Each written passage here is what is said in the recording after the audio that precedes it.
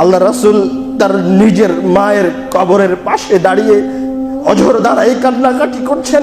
সর্বশ্রেষ্ঠ মানুষ মায়ের কবরের পাশে দাঁড়িয়ে কান্না করছেন, কিন্তু তার জন্য ক্ষমা চাইতে পারছেন না।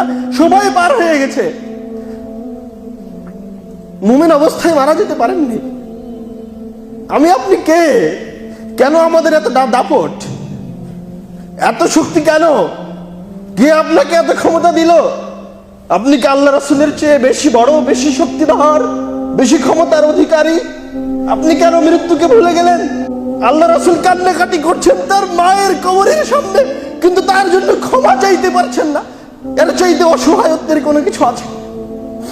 ওই জায়গায় আল্লাহ রাসূল সাল্লাল্লাহু আলাইহি ওয়াসাল্লাম পুরো উম্মাহকে একটা উপদেশ দিয়ে গেলেন, জুরুল কুবুরা, তোমরা কবর জিয়ারত করো, ফাইন্নাহা তুযাক্কিরুকুমুল মাউত, কেননা এই কবর তোমাদেরকে এই মৃত্যুর কথা স্মরণ করিয়ে দিবে।